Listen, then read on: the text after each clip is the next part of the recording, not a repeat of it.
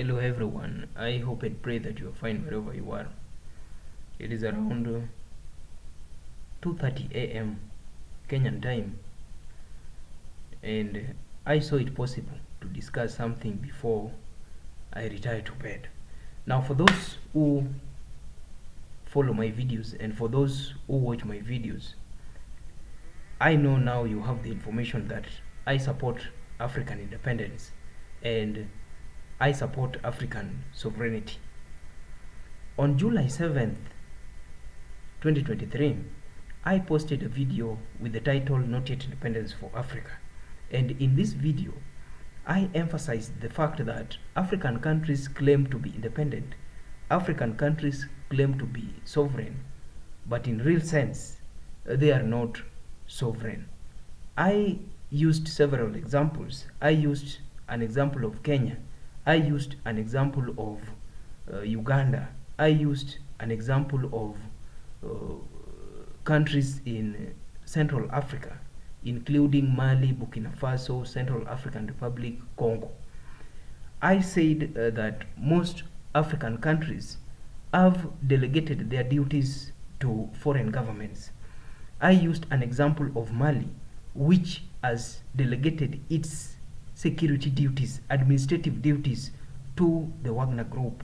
I also cited the example of Kenya, which the governments makes political and economic decisions based on the interests of foreigners.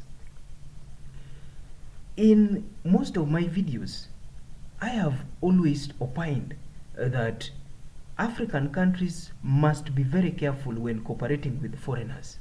I have always stressed the fact that African countries must maintain clear and mutual engagements with foreigners.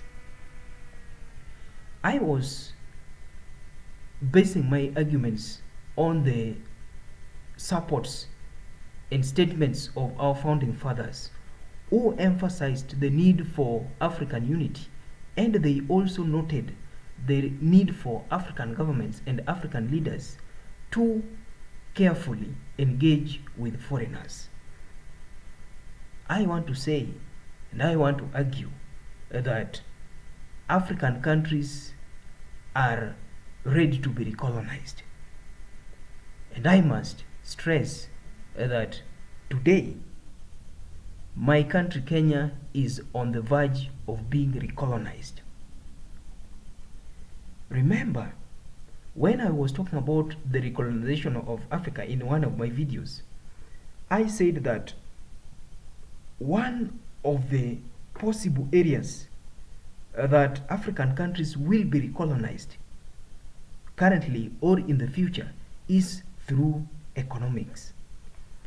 These foreign governments, as it is seen today, will colonize African countries by simply giving them loans, huge loans. Then African governments will be unable to pay. Then what will they do? They will seize your infrastructure. I used an example of Kenya. Kenya received loans from China, and these loans were used to construct the standard gauge railway, SGR. In return, the Chinese government decided to take over, to control, to manage this railway in the name of collecting dues from the railways. I am seeing another problem in my country, Kenya.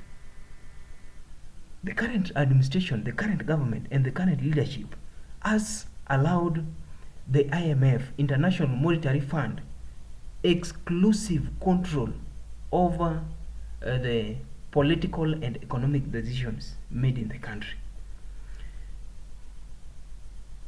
I referred to the Finance Act 2023, which is one of the contentious issues in my country today. There is a nationwide protest against this act. The government forcefully implemented this act which imposed punitive taxes on the citizens. While Kenyan citizens were rejecting this act, the United States, through their ambassador to Kenya, strongly supported this act and said that this act would allow more American billionaires, more American investors to come to Kenya, ignoring the impact of this punitive act on innocent Kenyans. I saw another step by the IMF, International Monetary Fund, to control Kenyan politics and economics. In my usual readings, I bumped into an article that was posted on Business Daily on Friday, July 21st, 2023. And this article had the title, IMF Renews Push for Kenya Power Board Shake-up. Critically, if you read this title, it shows that the IMF is now involved in let me say the operations of Kenyan institutions, parastatals in Kenya. Then if you read this article, you will find that the writer of this article starts by saying that the International Monetary Fund, IMF, wants the state to shake up the Kenya Power Board. For those who do literature and for those who teach English, when the word wants is used, that means that it is, you have no option. It is forceful. You have no option than to implement what is needed. Now the IMF wants the state, the Kenyan government, to shake up the Kenya Power Board and settle at least 26 billion Kenya shillings owed to the utility as part of reforms to steady the electricity distributor. I have no problem with the loans, but I have a problem with the IMF now controlling Kenyan politics. The IMF now calling the shots in Kenya. The IMF now having the power to direct what must be done in Kenyan parastatals. Another article posted on the same platform says that the IMF wants raft reforms at KQ. KQ is Kenya Airways. That is a airline in Kenya. The KBC, KPLC, and KPA. As a Kenyan and as an African, I must ask myself, what is happening in Kenya? I have always encouraged Africans and I have always encouraged Kenyans to question their government's involvement, to question their government's connections with these foreign governments and foreign bodies. Kenyans have a duty to question the engagement between the Kenyan government and the IMF. They have a duty to question what authority IMF has over political decisions in Kenya, over economic decisions in Kenya. We understand that Kenya owes IMF loans, but that does not give the IMF authority to make decisions on behalf of the Kenyan government. Now, what I am seeing in this context is a government that has delegated its political and economic duties to the IMF. I see a government that has relinquished all its powers and given foreign bodies, foreign governments, the power to decide for Kenyans. Kenyans today have no role in their government. Kenyans today have no voice in their government. Kenyans today are spectators in their own country, in their own government. The IMF is telling Kenyans, the IMF is telling citizens that you have no authority in this country. You have no place in making decisions. What we say is what must be done. Is this the Africa that the founding fathers wanted? Is this the Africa that the founding fathers died for? And is this the Africa that claims to be independent and sovereign? The founding fathers gave a very simple approach for African leaders, and the founding fathers provided a direct framework that the African leaders could use to engage foreigners. The founding fathers emphasized the need for African unity. They encouraged African leaders to unite first as Africans. They also encouraged African leaders and African governments to engage foreigners horizontally. Horizontal engagement this way. Mutual, that is foreign. But what I am seeing today, what I am seeing happening in Africa, if I give an example of my country, Kenya, is an Africa that is inferior, an Africa that feels inferior, an Africa that is ready to be recolonized, an Africa that is not free. I want to emphasize again, and I want to encourage my fellow Kenyans. You must question your government's involvement with IMF. You must question your government's involvement with foreign governments. And you must question, you have the right to question the nature of those engagements. I want to tell Kenyans that you are currently living in a foreign land. Kenyans are living in a foreign land. Why? Why am I saying this? The Kenyan government, led by the Kenyan president, has no voice in politics and economics. The Kenyan government, the Kenyan president, relies on foreigners to make political decisions. The Kenyan government and the Kenyan president relies on foreign governments to make economic decisions. The Kenyan government and the Kenyan president relies on foreigners to make social decisions. The issue of Finance Act and its implementation seriously and severely affects Kenyans because it imposes punitive, harsh taxes on civilians. But at the same time, this Finance Act is strongly supported by foreigners, led by the United States. This means that this Finance Act benefits foreign governments and endangers the lives of innocent Kenyans. The Kenyan president should understand that every political decision, every economic decision made in the country must be based on the interests of the people. The Kenyan people must be prioritized. If Kenya is to survive, then the Kenyan interests must be prioritized. Allowing the IMF to call the shots in Kenya is abusing the independence of the country. I long for an Africa that the founding fathers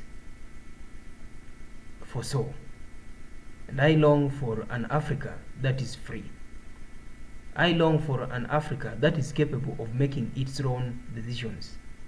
And I long for an Africa where its leaders are focused on solving their problems within themselves. If Kenya has a problem, then the Kenyan leadership has a duty to engage Kenyans. And I repeat, if Kenya has a problem, whether a political problem, whether an economic problem, whether a social problem, then the Kenyan leadership has a duty to engage Kenyans before engaging foreigners.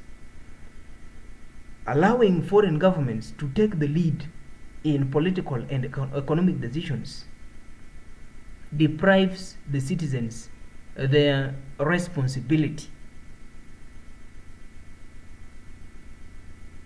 African leaders must be sober, and the Kenyan leadership must be sober. The Kenyan leadership must understand that Kenyans are a priority. The leadership must understand that every decision that is made in the country must first feature Kenyans. Making political and economic decisions that benefit, that impress, that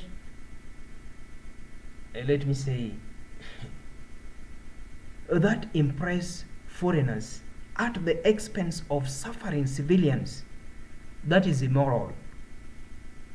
And this is why most Pan-Africanists say that to some extent, African governments and African leaders are dragging Africa back to colonization. And I see this fact materializing. Africa is ready and very ripe to be recolonized again. And if African governments are not careful, then foreign governments will take over African countries. The situation in my country, Kenya, today informs of the actual recolonization of African countries. The IMF has captured state institutions. The IMF has captured the Kenyan government. The IMF has captured state parastatals. And currently, the IMF is directing the Kenyan government on what to do and how to do them. The IMF is directing the Kenyan government on how to constitute KQ, how to constitute KPLC, how to constitute KBC and KPA. If Africa is to progress, then Africa must be free. And if Africa must progress, if Africa must be on the dinner table as a diner, then African presidents and African governments must reassess their engagements with foreigners. African leaders have a duty to reassess, to realign their engagements with foreign governments. If this is not done, I see Kenya and other African countries going back to be colonized again. I urge my fellow Kenyans that with that information, know that the Kenyan government is selling the country to IMF. Know that the Kenyan government is selling the country to foreign governments. Know that the Kenyan government is making decisions to impress foreign governments. Understand that the Kenyan government, the current Kenyan government, is not the one calling the shots in the country. We are in the grip, a very strong grip of foreign governments led by the United States. You have a duty. Every Kenyan has a duty to question their government's involvement with foreign governments. We must remember that we are a democracy. We have a duty to question every move of our government. We have a duty to question every undertaking that our government engages in. We have a duty to pressure the Kenyan government to renegotiate involvements with the likes of IMF, the likes of United States, Iran, and any other foreign country. And if this is not done, I see Kenya and I see Kenyans being controlled by foreign governments. And I don't want to imagine a situation where Kenya is under colonialism again. I urge Kenyans, Africa must be free. Africa must be independent. Kenya must be free. Kenya must be independent. And the independence of Kenya, the independence of Africa, the sovereignty of Kenya and the sovereignty of Africa lies on a careful engagement with foreign governments. If this is not done, then Kenya, Africa, is ready and ripe to be recolonized. Kindly watch this video and share and subscribe to this platform. Thank you, and God bless everyone.